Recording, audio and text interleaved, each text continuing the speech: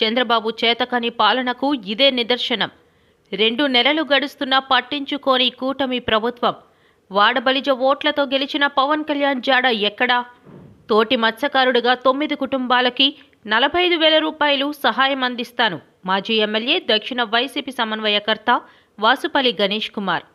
October 9వ తేదీన బంగ్లాదేశ్లో చిక్కుకుపోయిన 9 మంది మత్స్యకారులను తక్షణమే విడిపించుకునేలా చర్యలు చేపట్టాలని కూటమి ప్రభుత్వాన్ని వాసుపల్లి గణేష్ కుమార్ డిమాండ్ చేశారు. ఆసిలమెట్ట కార్యాలయంలో శనివారం రాష్ట్ర అధికార ప్రతినిధి కొండా రాజీవ్ గాంధీ ఇతర వైసీపీ శ్రేణులతో కలిసి శుక్రవారం వాసుపల్లి గణేష్ కుమార్ మీడియా సమావేశం ఏర్పాటు చేశారు. ఈ సందర్భంగా ఆయన మాట్లాడుతూ కూటమి ప్రభుత్వ నిరంకుశ పాలనపై ఆగ్రహం వ్యక్తం చేశారు. కూటమి ప్రభుత్వం మత్స్యకారులు ఓట్లతో గెలిచి వారి బాగోగులు పట్టించుకోవడం లేదని మండిపడ్డారు. భోగాపురం, నెల్లిమర్లకు చెందిన 9 మంది మత్స్యకారుల మిత్ర దేశమైన బంగ్లాదేశ్లో చిక్కుకుపోతే 2 నెలలైనా వెనక్కి తీసుకువచ్చే ప్రయత్నం చేయకపోగా ఉపాధి కోల్పోయిన ఆయా మత్స్యకార కుటుంబాలకి కనీసం సాయం అందించలేకపోవడం సిగ్గుచేటు అన్నారు. ఆయా 9 మంది మత్స్యకార కుటుంబాలకు ఒక్కొక్క కుటుంబానికి 5,000 రూపాయల చొప్పున 45,000 రూపాయలు తోటి మత్స్యకారుడిగా సహాయం అందిస్తానని ఈ సందర్భంగా వాసుపల్లి ప్రకటించారు. అందరికీ నమస్కారం.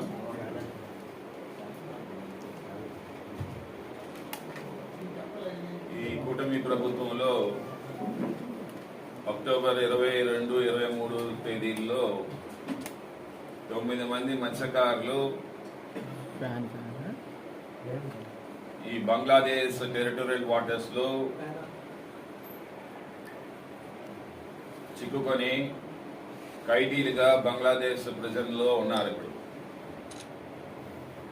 అంటే నవంబర్ అయిపోయింది, డిసెంబర్ కూడా కావస్తా ఉంది. 2 నెలలు పూర్తి కావచ్చింది. డబుల్ ఇంజన్ గవర్నెన్స్ అంటారు కూటమి ప్రభుత్వం, ఎన్డీఏ ప్రభుత్వం. బట్ వాట్ హ్యాపెండ్ అని నేను ప్రశ్నిస్తా ఉన్నాను లోకేష్ సార్ని. Wear the diplomacy, diplomatic way of dealing ఉండాలి ఎప్పుడు కూడా. బంగ్లాదేశ్ మనకి శత్రు దేశం కాదు.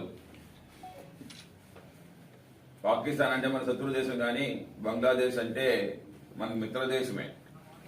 శ్రీలంక కూడా మన మిత్ర దేశమే. విత్ ఇన్ డేస్ మనం ఏదైనా సరే డిప్లొమాటిక్ గా డీల్ చేసి మన మత్స్యకారులు రప్పించుకోవచ్చు. మన లీగల్ వ్యవస్థ ఉంది, ఇంటర్నేషనల్ లా ఉంది. Jaishankar external affairs minister, okay, ఢాకాలో మన హై కమిషన్,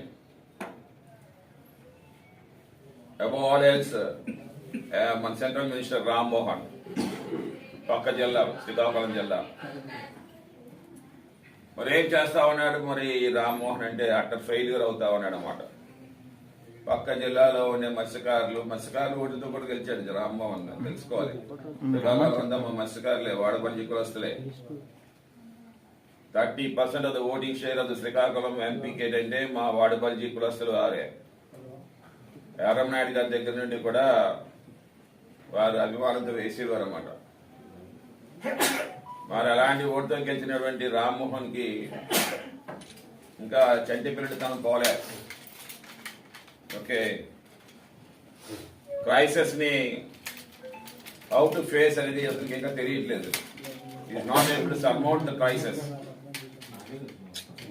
మనం చూస్తాం ఫస్ట్ ఏదేమో ఈ ఇష్యూ ఒకటి మరి ఫెయిల్ అయ్యారు వీళ్ళు. 9 మంది మత్స్యకారులు అక్కడేమో బందీలుగా ఉంటే ఇండియన్ గవర్నమెంట్ వాళ్ళ చేతిలో ఉంటే ఇందువరకు కూడా వాళ్ళ వీసాస్ కూడా అప్లై చేయలేదు.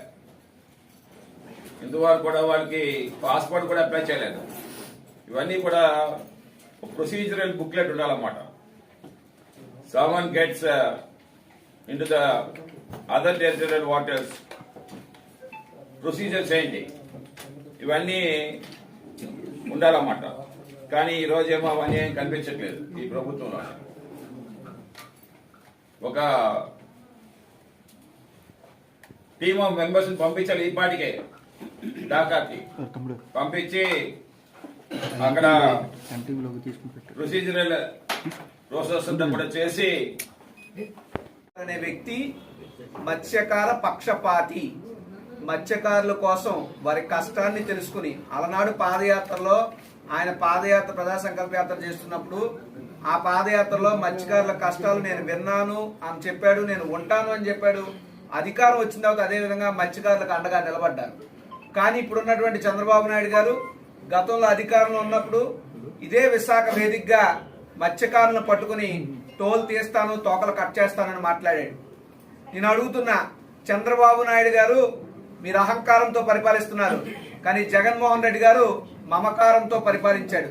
జగన్మోహన్ రెడ్డి గారి నాయకత్వంలోనే అసలు మత్స్యకారుల గురించి, వాళ్ళ సంక్షేమం గురించి, వాళ్ళ భవిష్యత్తు గురించి ఆలోచించిన నాయకుడు ఎవరైనా ఉన్నారంటే అది one and only Jaganmohan Reddy గారు మాత్రమే.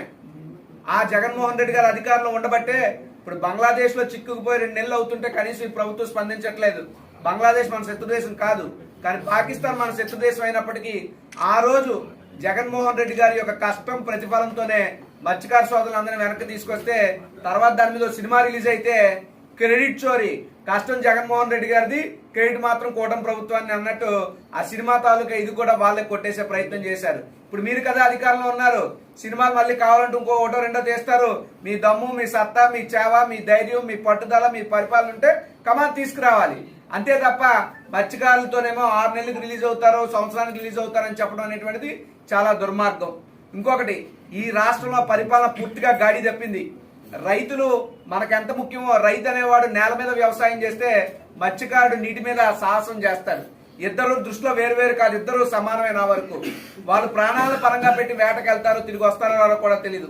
అటువంటి మత్స్యకారుల కోసం ఈ ప్రభుత్వం ఏం చేసిందంటే శూన్యం. ఓ పక్క భూమి మీద నేల మీద పంటే పంటలకు ఎలాగ దిక్కు దివానం లేదు, కనీసం నీటి మీదకి వెళ్లే మత్స్యకారుల విషయంలో కూడా ఇంత నిర్లక్ష్యంగా ఎందుకు వ్యవహరిస్తున్నారని చెప్పి నేను అడుగుతున్నా. ఉదాహరణకి ఓ మామిడి గాని, ఒక మిర్చి గాని, లేదా ఒక చిని గాని, ఒక బత్తాయి గాని, ఒక అరటి గాని, ఒక వరి గాని, ఏ దానికి కూడా గిట్టుబాటు ధర లేదు, ఉచిత పంటల బీమా లేదు, ఏ రకంగా లేదు. అలాగే ఏకవరంగం కూడా నాశనమైంది, పొగాకు పంటలు నాశనం అవుతున్నాయి. పోనీ మీరు ఏం చేయట్లేదు. సముద్రం మీద వేటకెళ్ళినటువంటి మత్స్యకారులు దురదృష్టవశాత్తు వాతావరణ ఇబ్బందుల వల్ల అటుపక్క చిక్కుకుంటే కనీసం మరి విశ్వగురు భారతదేశం అంటే ఏంటి? మరి ఉన్నటువంటి కేంద్రంలో ఉన్నటువంటి డబుల్ ఇంజిన్ సర్కార్ ఎందుకు? ఇక్కడ కేంద్ర ప్రభుత్వంతో కూడినటువంటి పార్టీకి అధికారం ఎందుకు ఇవ్వాలి? ఇచ్చినప్పుడు మీరు ఏం చేస్తున్నారు? మరి ప్రపంచ పటంలో హైదరాబాద్ పెట్టినటువంటి చంద్రబాబు నాయుడు గారు పక్కనున్న బంగ్లాదేశ్ లో చిక్కున్నటువంటి మత్స్యకారులు తీసుకురావడం ఎందుకు వైఫల్యం?